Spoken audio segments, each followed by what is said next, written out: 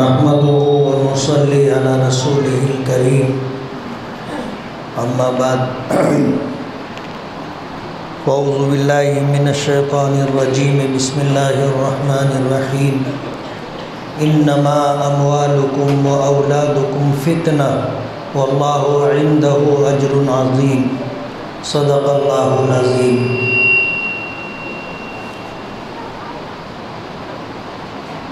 آج کے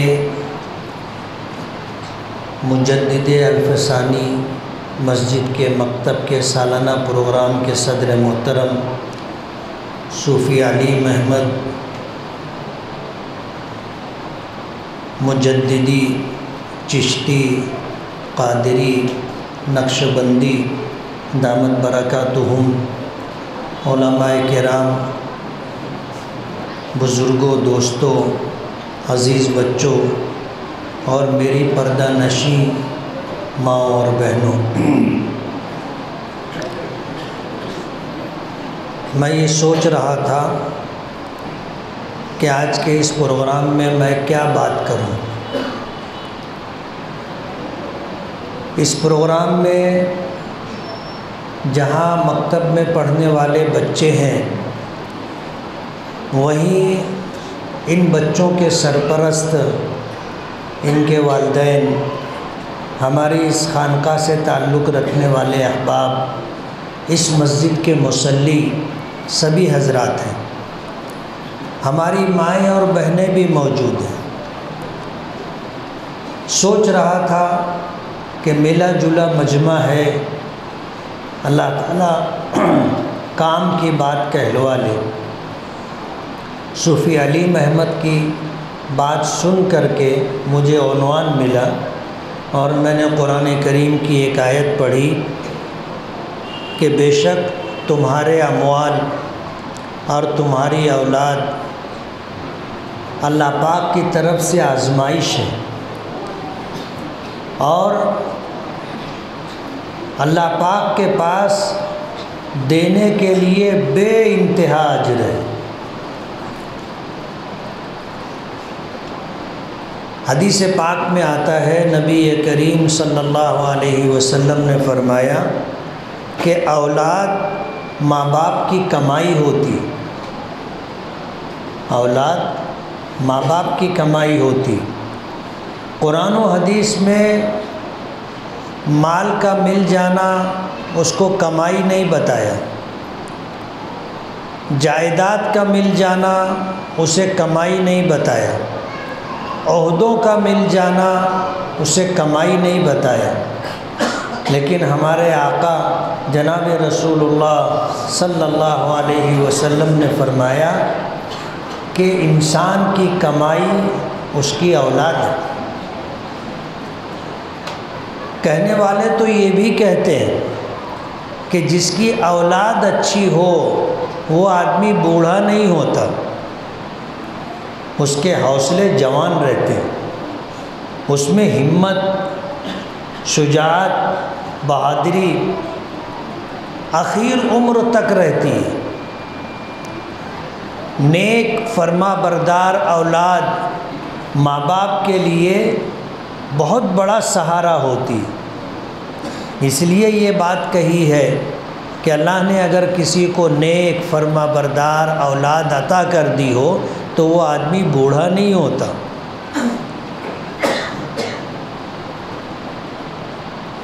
آج ملک کے بدلتے حالات میں جو لوگ برسر اقتدار ہیں وہ ہم سے ہماری مسجدیں، ہماری خانقاہیں، ہمارے مدرسے، ہمارے مکاتب اور ہمارے قبرستان اور اوقاف کی جتنی ملکیت ہے سب چھیننا چاہتے ہیں۔ آپ کو پتہ نہیں ہے، ورنہ حکومت نے جو وقف ایکٹ ترمیمی بل پارلیمنٹ میں پیش کیا اور جس کو منظور کروانے کے لیے پوری طاقت اور کوشش کر رہے ہیں، اس ایکٹ میں یہ بات ہے کہ 1883 میں انگریزوں نے جس جائیداد کو جو ٹائٹل دیا ہوگا وہی ٹائٹل مانا جائے گا، اس کے بعد کا ٹائٹل مانا نہیں جائے گا۔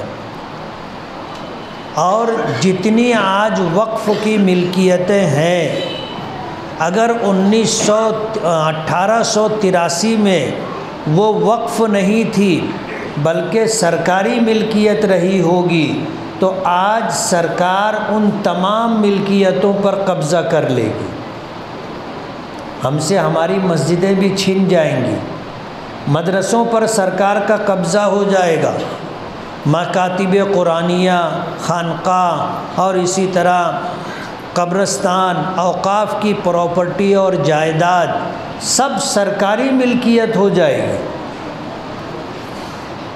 اور اسی کے ساتھ ملک میں سرکار ہم سے ہمارا مذہب، ہمارا دین، ہماری شناخت چھیننا چاہتی، اور اس ملک میں اسپین کی تاریخ دہرانے کی کوشش کی جا رہی ہے۔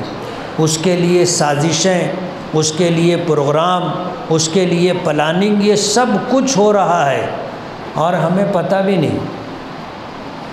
ہم لوگ اپنے طور پر کما رہے ہیں، کھا رہے ہیں اور بیوی بچوں کے ساتھ خوشحال زندگی گزار رہے ہیں، تو ہم سمجھتے ہیں کہ سب ٹھیک ہے، سب اچھا ہے۔ لیکن آنے والا فتنہ، آنے والے وقت میں آزمائشیں بہت سخت ہیں۔ مایوسی بھی نہیں ہے، مایوسی نہیں ہے، اس لیے کہ اہل ایمان اگر ان کے پاس ایمان کامل ہے تو وہ کبھی بھی مایوس نہیں ہوتے۔ قرآن کریم میں اللہ پاک کا ارشاد ہے، اِنَّهُ لَا يَيْأَسُ مِن رَّوْحِ اللَّهِ إِلَّا الْقَوْمُ الْكَافِرُونَ، کہ اللہ کی رحمت سے کافر مایوس ہوتا ہے، ایمان والا کبھی مایوس نہیں ہوتا۔ وجہ اس کی یہ ہے کہ اس کائنات میں تصرف صرف اللہ رب العالمین کا چلتا ہے۔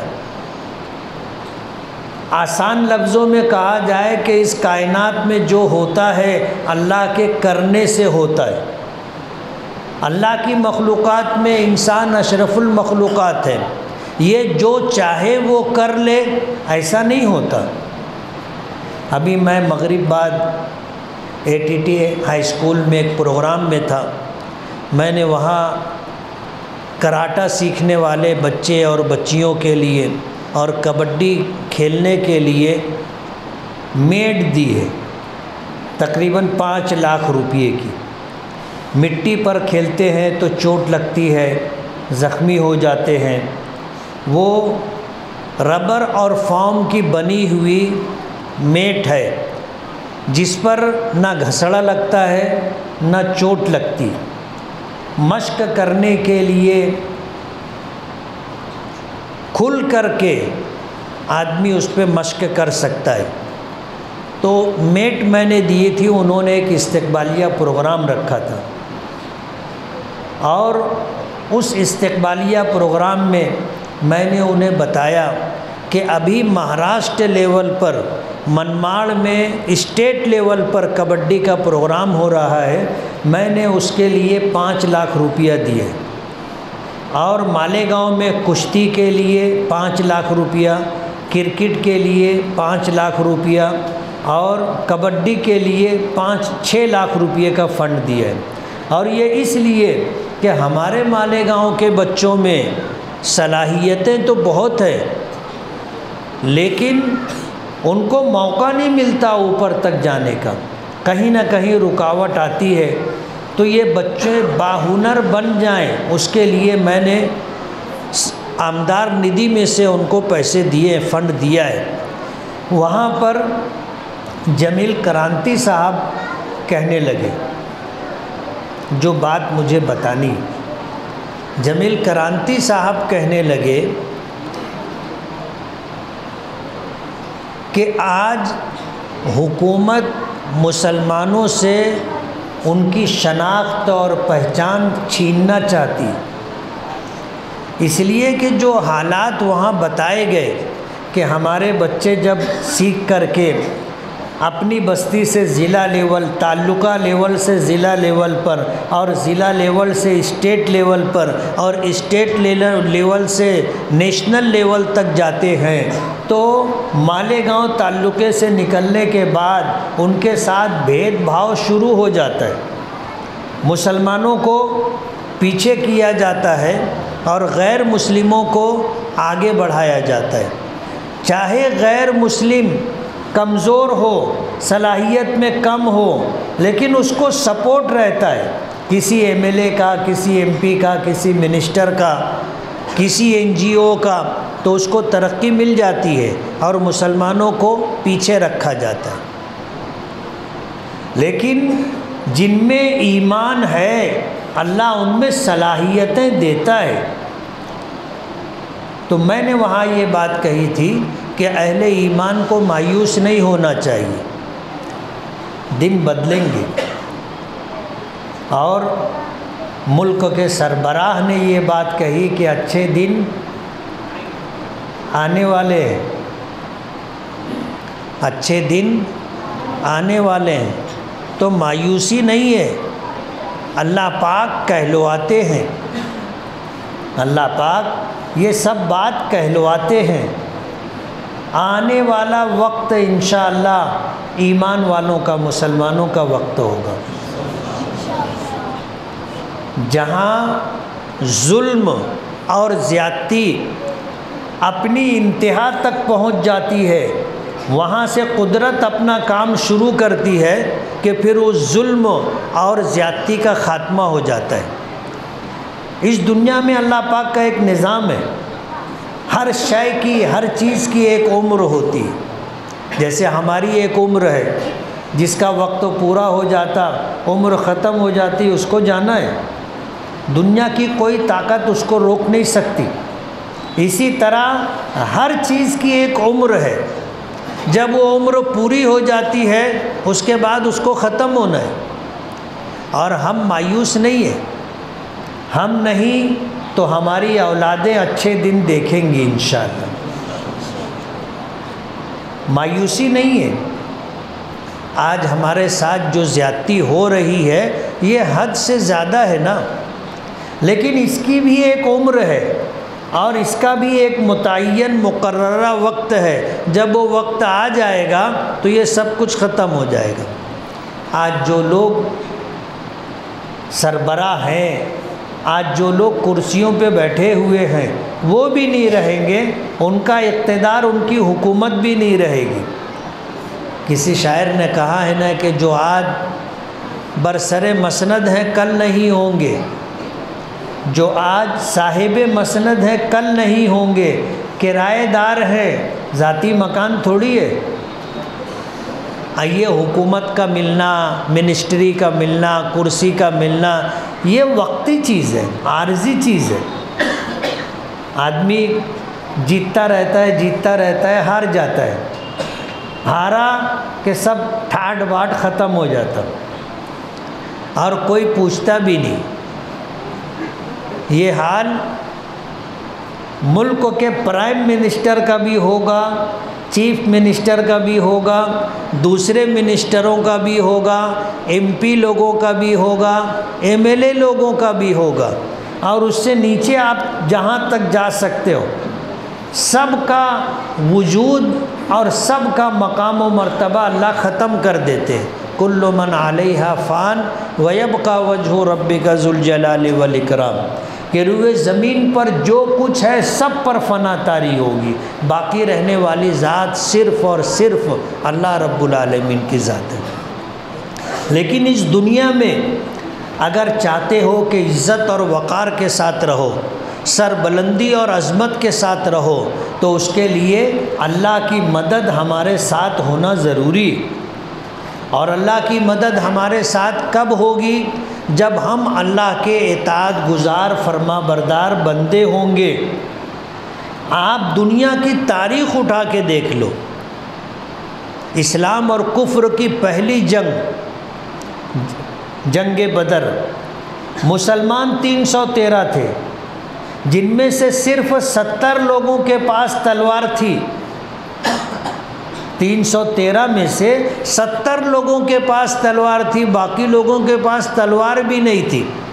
سارا سامان تو جانے دو، تلوار بھی نہیں تھی، اور سامنے 1000 افراد پر مشرکین کا لشکر تھا، اور جن کے پاس سب کچھ تھا، ہتھیار،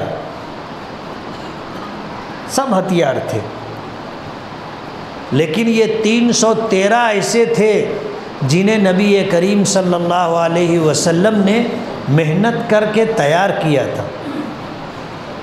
صف لگائی گئی، مقابلہ تھا، جنگ ہونی تھی، صف لگائی گئی۔ اللہ کے نبی صلی اللہ علیہ وسلم نے صف لگوائی، صف لگ گئی تو آپ نے جائزہ لیا، دیکھا تو ایک آدمی تھوڑا سا آگے تھا، حضور کے ہاتھ میں کمان تھی، تو اس کے سینے پہ رکھ کر کے حضور نے اس کو تھوڑا سا پیچھے کیا۔ اس نے کہا کہ اللہ کے رسول، آپ کے اس عمل سے مجھ کو تکلیف ہوئی۔ آپ بھی چونک گئے اور صحابہ کرام بھی حیران ہو گئے کہ یہ شخص کیا کہہ رہا ہے۔ لیکن نبی کریم صلی اللہ علیہ وسلم نے فرمایا کہ اگر تم کو تکلیف ہوئی ہے، بدلہ لینا چاہتے ہو تو بدلہ لے لو۔ اس نے کہا کہ ہاں میں بدلہ لوں گا۔ اللہ کے رسول صلی اللہ علیہ وسلم نے جو کمان آپ کے دست مبارک میں تھی اس کو دے دی اور کہا کہ بدلہ لے لو۔ تو وہ کہنے لگے صحابی کہ اللہ کے رسول، میرے جسم پر کپڑا نہیں ہے،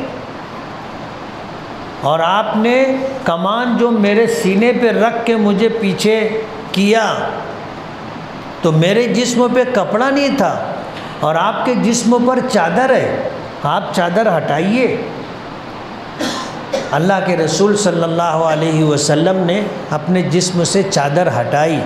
جیسے ہی چادر ہٹائی وہ شخص آگے بڑھا اور آپ کے جسم مبارک کو بوسہ دیا اور کمان واپس کر دی۔ اللہ کے نبی صلی اللہ علیہ وسلم نے پوچھا کہ تم تو بدلہ لینا چاہتے تھے، یہ کیا کیا؟ تو کہنے لگے کہ اللہ کے رسول، ہم 313 ہیں، ہمارے ہاتھ میں صرف 70 لوگوں کے پاس تلواریں ہیں، سامنے 1000 افراد پر مشتمل لشکر ہے جس کے پاس ہر طرح کا جنگ کے ہتھیار ہیں۔ پتہ نہیں میری زندگی کتنی ہے، مجھے لگتا ہے کہ یہ ہو سکتا ہے میرا آخری وقت ہو، تو میں یہ چاہتا تھا کہ میرا جسم آپ کے جسم سے مس ہو جائے، تو میں نے اپنے ہونٹوں سے آپ کے جسم کو چھوا ہے۔ اللہ کے نبی صلی اللہ علیہ وسلم صف لگائی، اور اس کے بعد صف کے پیچھے جا کر کے آپ نے اللہ کی بارگاہ میں سجدہ کیا، اور سجدہ ریز ہو کر کے دعا کی، اور دعا میں اللہ پاک نے جو بات اللہ کے نبی نے جو بات کہی وہ یہ کہ اللہم ان تہلک ہذہ العصابہ لن تعبد فی الارض ابدا، کہ اللہ یہ چھوٹی سی جماعت ہے، اگر اس میدان میں کام آ گئی اور یہ میرے ساتھی شہید ہو گئے تو کل قیامت تک تیری وحدانیت، تیری ربوبیت، تیری الوہیت اور میری رسالت کی گواہی دینے والا کوئی نہیں ہوگا۔ یہ 313 ہیں، انگلیوں پہ گنے جا سکتے ہیں، لیکن جگر کا خون دے دے کر یہ بوٹے میں نے پالے، یہ اب تک کی میری محنت کا حاصل ہے، اب تک کی میری محنت کا حاصل ہے۔ اگر اس میدان میں یہ جماعت شہید ہو گئی تو پھر کوئی تیرا اور میرا نام لینے والا باقی نہیں رہے گا۔ حضرت ابو بکر صدیق کہتے ہیں کہ اللہ کے رسول صلی اللہ علیہ وسلم سجدے میں زمین پر سر رکھ کر دعا کر رہے تھے، آپ کے جسم مبارک پر جو چادر تھی وہ سرک سرک جا رہی تھی، تو میں چادر ٹھیک کر رہا تھا بار بار۔ بہت دیر ہو گئی تو میں نے اللہ کے رسول صلی اللہ علیہ وسلم سے عرض کیا کہ اللہ کے رسول بس کیجیے، اللہ کے رسول بس کیجیے۔ تو میرے آقا نے فرمایا کہ ابو بکر، میرا فرض مجھے ادا کر لینے دے، اللہ اپنا فرض پورا کرے گا، اللہ اپنی ذمہ داری پوری کرے گا۔ ہوا یہ 313,000 لوگوں سے مقابلہ ہوا، اللہ نے مسلمانوں کو، اہل ایمان کو فتح عطا فرمائی۔ جنگ بدر میں حق اور باطل کا مقابلہ تھا، کفر اور ایمان کا مقابلہ تھا، نیک اور برے لوگوں کے درمیان مقابلہ تھا۔ اللہ کی مدد ان کے ساتھ تھی۔ 313 نہتے ایسے 1000 افراد سے جیت گئے جن کے پاس سب طرح کا ہتھیار تھا۔ تو ہم ایمان والے کبھی مایوس نہیں ہوتے، لیکن اگر ہمارے پاس ایمان ہے، نیک اعمال ہیں، اور اللہ کو راضی کرنے کے لیے ہم اخلاص کے ساتھ اعمال کرتے ہیں تو اللہ کی مدد ہمارے ساتھ رہے گی، اور دنیا کی بڑی سے بڑی طاقت بھی ہم کو زیر نہیں کر سکے گی، ہم کو شکست نہیں دے سکے گی۔ شرط یہ ہے کہ ہم میں ایمان کامل رہنا چاہیے، ہم عملی زندگی میں اللہ اس کے رسول کے احکامات کو پورا کرنے والے ہوں۔ آج اگر کوئی ہم سے ہماری شناخت چھیننا چاہتا ہے، ہم سے ہمارا ایمان چھیننا چاہتا ہے، ہم سے ہمارا دین اور ہمارا مذہب چھیننا چاہتا ہے، تو بچاؤ کی ایک ہی شکل ہے، اور وہ یہ ہے کہ ہم سچے پکے مسلمان رہیں اور اپنی اولاد کو سچا پکا مسلمان بنائیں، ورنہ اللہ کو ہماری پرواہ نہیں ہوگی۔ اگر ہمارے پاس ایمان نہیں ہوگا، ہمارے پاس اچھے اعمال نہیں ہوں گے تو اللہ کو ہماری پرواہ نہیں ہوگی۔ قرآن کریم میں اللہ پاک نے فرمایا کہ وَإِن تَتَوَلَّوْا يَسْتَبْدِلْ قَوْمًا غَيْرَكُمْ ثُمَّ لَا يَكُونُوا أَمْثَالَكُمْ، تم اگر میرے دین سے اور میرے نبی کے طور طریقے سے منہ موڑ لوگے تو پھر ہم تم کو بدل دیں گے، تمہاری جگہ دوسرے لوگوں کو لائیں گے جو تمہارے جیسے نہیں ہوں گے۔ تو اللہ کو ہماری پرواہ نہیں ہوگی۔ اگر ہم میں ایمان نہیں ہے، اچھے اعمال نہیں ہیں، اللہ اس کے رسول کی تابعداری اور فرما برداری نہیں ہے، تو ہماری اللہ کو کوئی پرواہ نہیں۔ مرتے ہیں مرو، ذلیل ہوتے ہو ذلیل ہو، تم پر ظلم کیا جا رہا ہے جھیلو، اللہ ہماری مدد نہیں کرے گا۔ اللہ کی مدد ہمارے ساتھ کب ہوگی؟ جب ہمارے پاس ایمان رہے گا، جب ہم میں اچھے اعمال ہوں گے، جب ہم میں اخلاص اور للہیت ہوگی تو اللہ ہمارے ساتھ ہوگا، اور اللہ اگر ہمارے ساتھ ہے تو پوری دنیا ایک طرف ہو جائے وہ ہم کو مٹا نہیں سکتے۔ ضرورت اس بات کی ہے کہ ہم اپنی فکر کریں، اس میں ہمارا دنیا کا بھی فائدہ ہے، آخرت کا بھی فائدہ ہے۔ ہم دنیا میں بھی کامیاب اور سرفراز رہیں گے، اور آخرت میں بھی یہی ایمان اور اچھے اعمال کی وجہ سے اللہ کی رحمت ہمیں حاصل ہوگی، اور ہم اللہ کی رحمت کے طفیل جنت میں جائیں گے۔ یہ چھوٹے چھوٹے بچے، یہ ہماری کمائی ہے، یہ ہماری کمائی ہے، ان کی تعلیم اور تربیت ہماری ذمہ داری ہے، یہ ان بچوں کا ہم پر حق ہے۔ آج ہم میں آخرت کا استحضار اور یوم الحساب میں پیش ہو کر کے جواب دہی کا احساس کمزور ہو گیا۔ آج ہم دنیا دار ہو گئے، ہم اپنے بچوں کو اسکول پڑھانے کے لیے بہت پابندی سے صبح پہنچاتے ہیں، 12 بجے 12:30 بجے لانے جاتے ہیں، پھر دوپہر میں پہنچانے والے پہنچاتے ہیں، شام کو لے کر کے آتے ہیں، ایڈمیشن کے لیے ڈونیشن بھی دیتے ہیں اور سالانہ فیس بھی دیتے ہیں۔ دنیا داری ہم میں غالب آ گئی۔ آج ہم سوچتے ہیں ہمارا بچہ ڈاکٹر بنے، انجینئر بنے، پروفیسر بنے، ٹیچر بنے اور دنیاوی ڈگری لے لے اور ایجوکیٹڈ ہو جائے۔ دنیاوی اعتبار سے اس سے فائدہ دکھتا ہے، تو آدمی اس کی تو فکر کرتا ہے، لیکن اس بات کی فکر نہیں کرتا کہ میرا بچہ سچا پکا مسلمان بنے، میرے بچے کے پاس ایمان رہے، اچھے اعمال رہے، میرا بچہ اللہ اس کے رسول کا تابعدار و فرما بردار رہے، اس کی فکر نہیں، اس کی فکر نہیں۔ آج یہ بچے اگر ان میں اللہ اس کے رسول کی پہچان نہیں ہے، دین کا احساس نہیں ہے، دینی تعلیم و تربیت نہیں ہے، تو یہ دنیا میں بھی آپ کے کام نہیں آئیں گے، دنیا میں بھی آپ کے کام نہیں آئیں گے۔ مالیگاؤں میں کچھ لوگ کہہ رہے تھے کہ اپنے کو جو ہے دوسرے شہروں کی طرح اپنے کو بوڑھے لوگوں کا گھر بنانا ہے، اولڈ ہوم، بوڑھے لوگوں کا گھر۔ وہ میں نے کہا بوڑھے لوگوں کا گھر مت بناؤ، نہیں تو مالیگاؤں میں بہت سارے لوگ ایسے ہیں جو اپنے ماں باپ کو گھر سے نکال دیں گے، حالات ایسے ہی ہیں۔ جن لوگوں کو حالات کا پتہ ہے ان کو احساس ہے، ماں باپ کو گالیاں دیتے ہیں، ماں باپ کو مارتے ہیں، ماں باپ کو جھڑکتے ہیں، ماں باپ کو نہ کبھی ماں بولتے نہ باپ بولتے، بے عزتی اور بے احترامی کرتے۔ اگر تم نے بوڑھوں کا گھر بنایا تو وہ گھر سے دھکا دے کے ماں باپ کو نکال دیں گے، کتنے لوگوں کو تم سنبھالو گے؟ آج مالیگاؤں میں ایسے لوگوں کی بہت بڑی تعداد ہے جو اپنے ماں باپ کو اپنے لیے بوجھ سمجھتے ہیں، خدمت کرنا تو دور کی بات،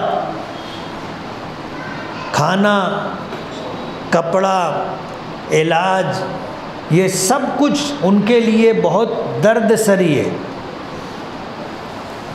اگر اپنے بچوں کو تم نے دیندار نہیں بنایا تو ان کو ماں باپ کی قدر نہیں ہوگی، تمہارا بڑھاپا تم کو رلائے گا، بڑھاپا تم کو رلائے گا۔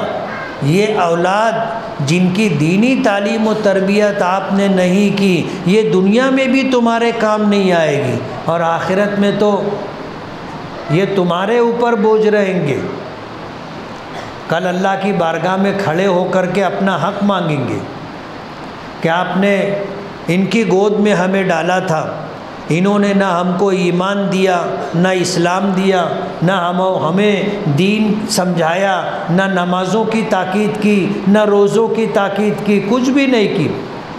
جانوروں کی طرح جیسے بچے پلتے ہیں بڑھتے ہیں، ایسے ہی جو ہے ہم بھی کھا پی کر کے بڑے ہو گئے، کوئی ہماری تعلیم و تربیت انہوں نے نہیں کی۔ کل ایک جگہ میں نے یہ بات کہی کہ جب یہ ایمان سے محرومی کی وجہ سے، بدعمالیوں کی وجہ سے اللہ کی رحمت سے محروم کر دیے گئے اور جہنم میں ڈالے جائیں گے تو اکیلے نہیں جائیں گے، یہ تو بولیں گے ہم کو جہنمی بنانے میں ہمارے ماں باپ کا ہاتھ ہے۔ یہ اگر ہم کو دینی تعلیم و تربیت دیتے، اللہ اس کے رسول کی اطاعت و فرما برداری پر آمادہ کرتے، ہم کو آخرت کی فکر دلاتے تو ہم جہنم میں نہیں جاتے، جنت میں جاتے۔ انہوں نے ہماری فکر نہیں کی، ہماری دینی تعلیم و تربیت کے لیے انہوں نے کوئی جتن نہیں کیے، ہم ان کی وجہ سے جہنم میں جا رہے ہیں، تو ان کو بھی ہمارے ساتھ جہنم میں بھیجو۔ رونا پڑے گا، دنیا میں بھی رو، آخرت میں بھی رو، خسرت دنیا والآخرہ۔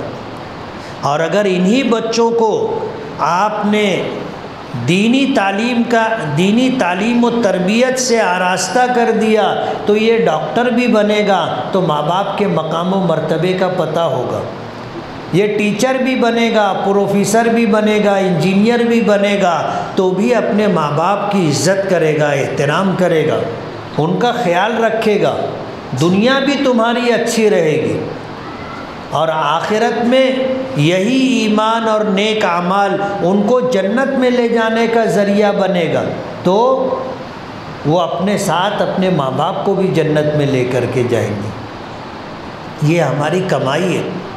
آج دنیا مغربی تہذیب ہماری کمائی لوٹنا چاہتی ہے، ہماری کمائی لوٹنا چاہتی ہے، اور ہم کو اپنے کمائی کی فکر نہیں۔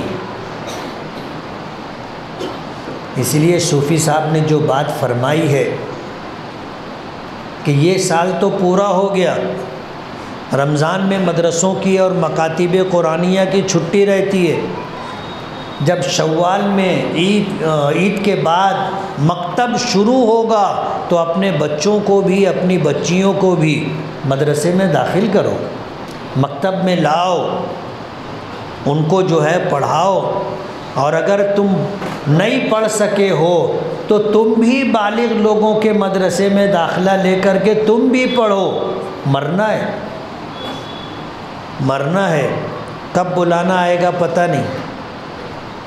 ابھی چند دنوں پہلے ایک 40 سالہ نوجوان کو سینے میں تکلیف ہوئی، کچھ عجیب سا اس کو محسوس ہو رہا تھا، وہ دواخانہ گیا، ڈاکٹروں نے ECG نکالا، اطمینان دلایا کہ گھبرانے کی کوئی بات نہیں ہے، کوئی بات نہیں ہے، تم ٹینشن مت لو۔ وہ دواخانے سے نکلا، موٹر سائیکل پہ پیچھے بیٹھا ہوا تھا، گھر تک نہیں پہنچا، موٹر سائیکل پہ بیٹھے ہی بیٹھے مر گیا۔ ابھی چند دن پہلے کی بات ہے، کب بلانا آ جائے گا پتہ نہیں، بوڑھے ہو کر کے مریں گے ایسا ضروری نہیں ہے۔ آدمی بچپن میں بھی مر جاتا ہے، جوانی میں بھی مرتے ہیں لوگ، ادھیڑی میں بھی مرتے ہیں، اور بڑھاپے میں تو مرنا ہی مرنا ہے نا، پھر بچتا کیا ہے؟ بڑھاپے میں بچتا کیا ہے؟ کچھ نہیں بچتا، ہوش و حواس تاب و تواں سب ہی جا چکا، اب ہم بھی جانے والے ہیں، سامان تو گیا۔ لمبا سفر ہے، لمبا سفر ہے آخرت کا۔ آدمی جب بوڑھا ہوتا ہے تو دکھائی بھی کم دینے لگتا۔ آج ابھی تھوڑی دیر پہلے ایک شخص آئے اور کہنے لگے کہ گھر آؤ۔ میں نے کہا کیوں، خیریت تو ہے؟ بولے ابا کی طبیعت خراب ہوئی تھی، گرے، سر میں چوٹ لگی، دکھنا بند ہو گیا، دکھنا بند ہو گیا۔ بولے گھر آؤ، ابا سے مل لو۔ میں نے ٹھیک آؤں گا۔ آدمی بوڑھا ہوتا ہے، دانت گر جاتے، آنکھوں سے کم دکھائی دینے لگتا، کان سے کم سنائی دینے لگتا، یادداشت چلی جاتی، بھول جاتے، بار بار بھول جاتے، ہاتھ کانپنے لگتا، پیر پر کھڑا ہونا مشکل ہو جاتا، کمر جھک جاتی، آدمی کھڑا ہوتا ہے تو ڈگراتا ہے چلتے ہوئے، ہوش و حواس تاب و تواں سب ہی جا چکا، اب ہم بھی جانے والے ہیں، سامان تو گیا۔ بڑھاپے میں تو مرنا ہی مرنا ہے نا، بڑھاپے میں مرنا ہے، اس کے بعد پھر کچھ اور نہیں ہے۔ بچپنے کے بعد جوانی ہے، جوانی کے بعد ادھیڑی ہے، ادھیڑی کے بعد بڑھاپا ہے، بڑھاپے کے بعد کیا ہے؟ بڑھاپے کے بعد موت ہے۔ تو جانا برحق ہے۔ اپنی ان بچوں کو، اپنی اولادوں کو اگر آپ نے دینی تعلیم و تربیت دے دی تو یہ سمجھ لو کہ یہ تمہاری نجات کا ذریعہ بنیں گے۔ حضور پاک صلی اللہ علیہ وسلم نے فرمایا، آدمی انتقال کر جاتا ہے، اپنے پیچھے 4 چیزیں چھوڑ جاتا ہے، 3 چیزیں چھوڑ جاتا ہے، اور 3 چیزیں یہ ہوتی ہے کہ کوئی صدقہ جاریہ کا کام کر گیا ہو، مسجد بنوا دی، مدرسہ بنوا دیا، سرائے بنا دی، خانقاہ بنوا دی، ہاسپٹل بنا دیا، جس سے اللہ کی مخلوق کو دینی دنیاوی فائدہ ہوتا رہے۔ صدقہ جاریہ، بورنگ کھودوا دی، لوگوں کو پانی مل رہا ہے، راستہ بنوا دیا، لوگوں کو چلنے کی راحت ہو گئی۔ مخلوق خدا کی راحت کے لیے کچھ کر گیا، دینی دنیاوی اعتبار سے اللہ کی مخلوق کے لیے کوئی اچھا کام کر گیا، یہ صدقہ جاریہ ہے، وہ قبر میں ہوگا، اس کا نام اعمال بند ہو چکا ہوگا، وہ اپنے ذاتی اعتبار سے ایک نیکی بھی نہیں کر سکے گا۔ لیکن مسجد بنوا دی، جتنے لوگ نماز پڑھیں گے ان کو جتنا ثواب ملا اتنا ثواب اللہ پاک مرنے والے کو دیں گے۔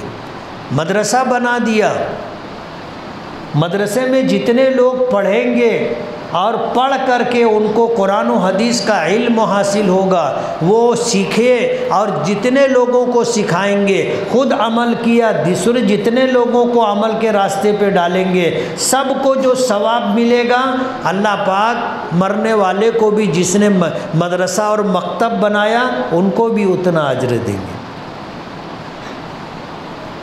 یہ صدقہ جاریہ ہے۔ آپ نے کہیں پانی کی ضرورت تھی، آپ نے وہاں کنواں کھودوا دیا، بورنگ کروا دی، پانی اللہ کی مخلوق انسان اور جانور وغیرہ اس سے فائدہ اٹھاتے رہیں گے، تم مر جاؤ گے لیکن تم کو ثواب ملتا رہے گا۔ دوسری چیز، او علم ينتفع به، تم نے کوئی علمی کام ایسا کیا کہ تمہارے علم سے تمہارے جانے کے بعد لوگوں کو نفع ہوتا رہے، تو ان کو جو اجر و ثواب ملے گا تم کو بھی اللہ پاک اتنا دیں گے۔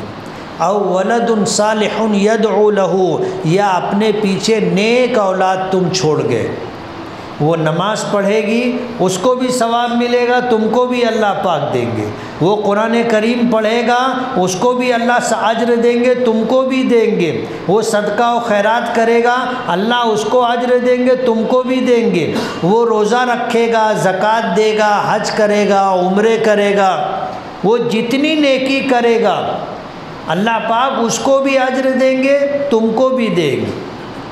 وہ دعا کرے گا، رب ارحمہما کما ربیانی صغیرا، اے اللہ، اے میرے پروردگار میرے ماں باپ پر رحم فرما، جس طرح انہوں نے بچپن میں مجھے پالا تھا، میری پرورش کی تھی، بھوکے رہ کے مجھے کھلایا تھا، پیاسا رہ کر کے مجھے پلایا تھا، میرے لیے اچھے کپڑوں کا انتظام کیا تھا، میرے لیے گھر کا سواری کا انتظام کیا تھا، پروردگار جس طرح انہوں نے مجھ پر رحم کیا تو ان پر رحم کر۔ وہ دعا کرے گا، وہ دعا کرے گا، ربنا اغفر لی ولوالدی وللمؤمنین یوم یقوم الحساب، کہ اے ہمارے پروردگار ہمیں معاف کر دے، بخش دے، ہمارے ماں باپ کو بخش دے، اور میدان محشر میں جتنے ایمان والے حساب و کتاب کے لیے پہنچیں گے اے اللہ سب کی مغفرت فرما۔ وہ دعا کرے گا۔ تو یہ اولاد ہمارے لیے دنیا میں بھی کامیابی اور ناکامی کا سبب ہے اور آخرت میں بھی کامیابی اور ناکامی کا سبب ہے۔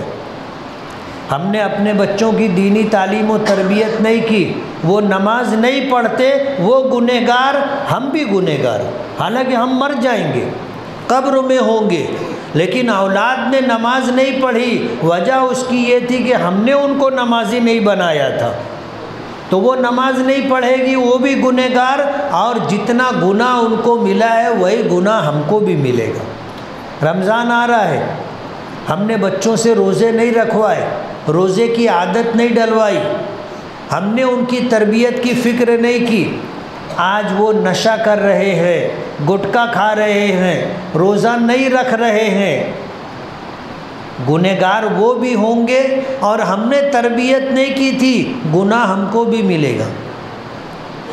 تو کسی نے کہا ہے نا کہ قبر کے پتھر کے نیچے تھی میری عیاشیاں اور میرے اعمال کا سایہ میرے بچوں پہ تھا۔ ہم گنہگار ہیں، ہم نے اپنی اولاد کو بھی اپنے جیسا بنایا، تو ہم قبر میں ہوں گے، لیکن بچوں کی گناہوں کی نحوست عذاب ہم کو بھی ملے گا۔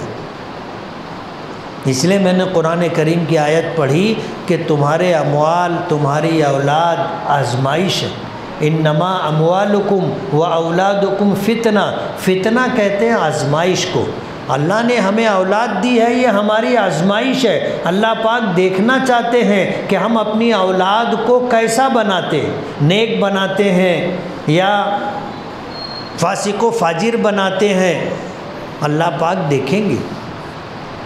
اس لیے ہم میں سے ہر ایک کی ذمہ داری ہے کہ اپنی اولاد کی فکر کریں۔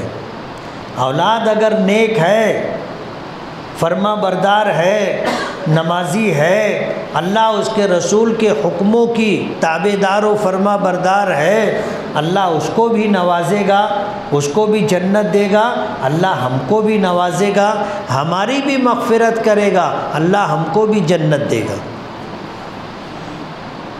اس لیے اپنی اور اپنے بچوں کی آخرت کی فکر کریں، اپنی اور اپنے بچوں کی آخرت کی فکر کریں، اپنی اور اپنے بچوں کی آخرت کی فکر کریں۔ دنیا اللہ نصیب سے دیتا ہے، ہر ایک کا نصیب اور مقدر اللہ نے لکھ دیا ہے۔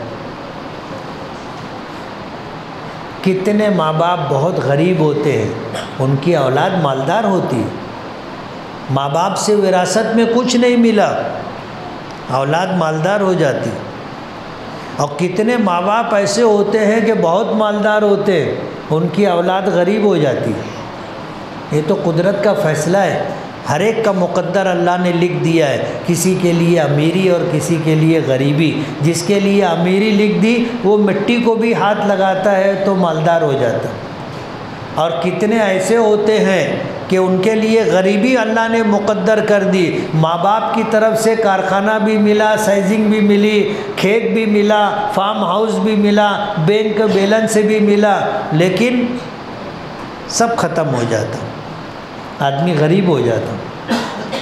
تو دنیا اللہ نصیب سے دیتے، اس میں ماں باپ کا کوئی عمل دخل نہیں، اس میں آدمی کا اپنا کوئی کمال نہیں، یہ تو اللہ کی عطا و بخشش ہے۔ اللہ جس کو دیا وہ مالدار، اور جس کو نہیں دیا وہ آخرت میں مالدار۔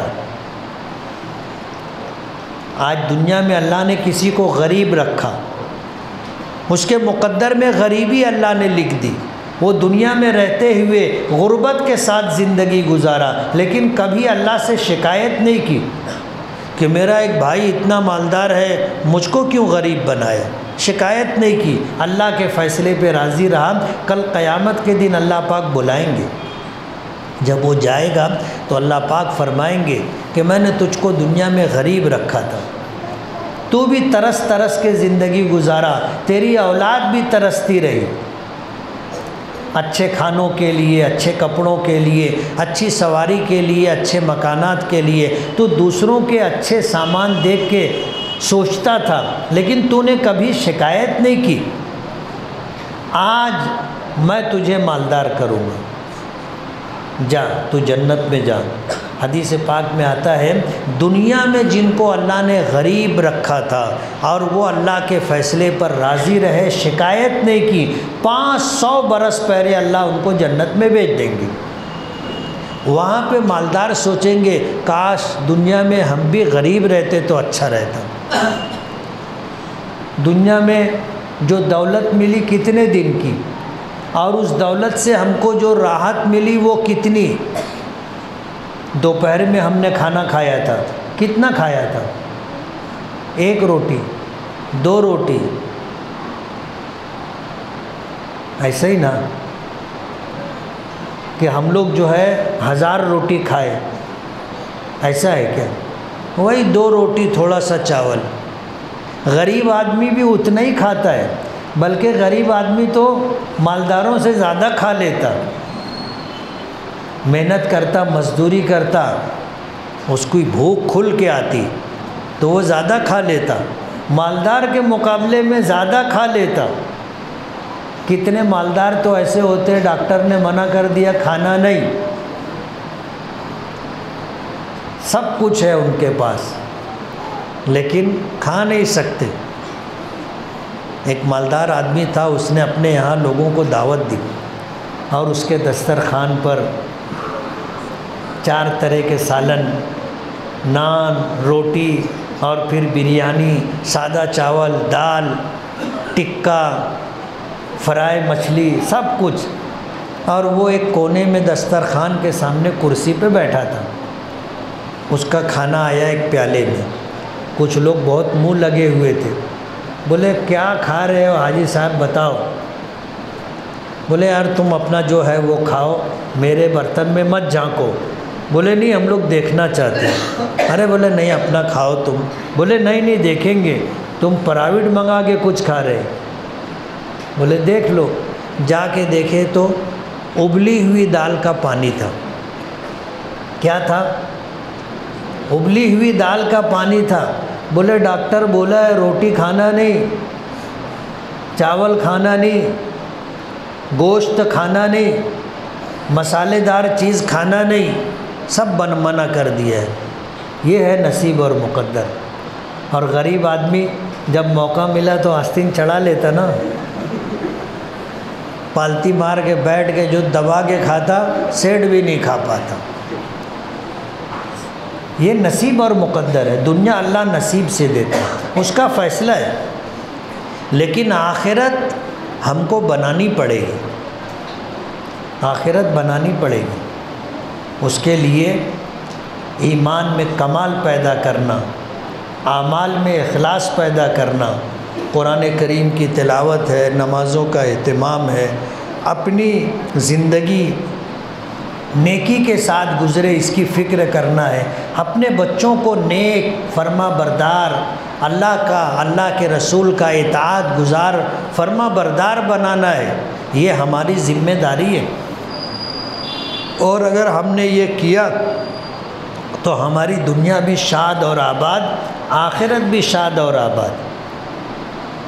ابھی یہاں یہ جو بچے پڑھ رہے ہیں، کتنے ان کے رشتہ دار ماں باپ ہیں؟ ہاتھ اٹھانا۔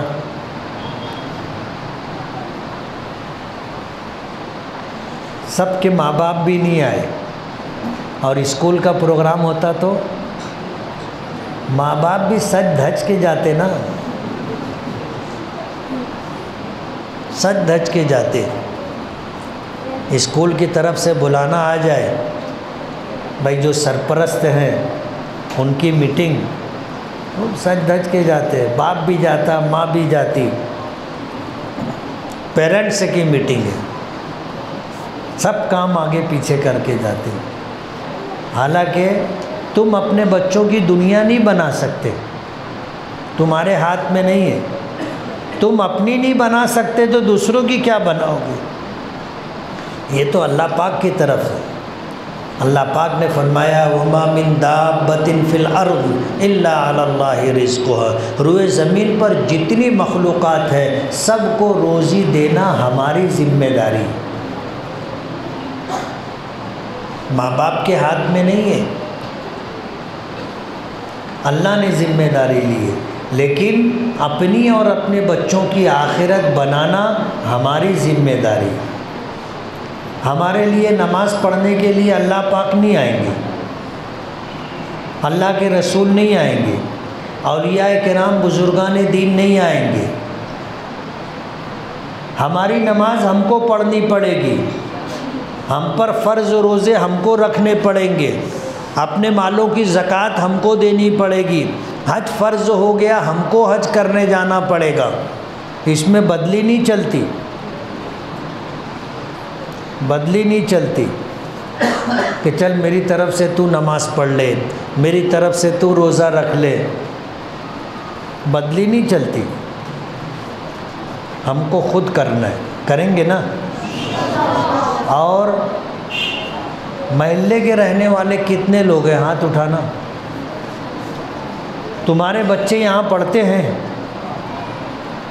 سب اپنے بچوں کو مکتب میں بھیجو، خود نہیں پڑھے ہو تو خود بھی پڑھو اور اپنے بچوں کو بھی پڑھاؤ۔ دینی تعلیم و تربیت ضروری ہے اس ملک میں رہنے کے لیے، باعزت باوقار زندگی پانے کے لیے خود کو بھی سچا پکا اور اپنی اولاد کو بھی سچا پکا مسلمان بنانا ضروری ہے۔ اللہ ہمارے ساتھ رہے گا، اللہ کی مدد ساتھ میں رہے گی، کوئی ہمارا بال بیکا نہیں کر سکے گا۔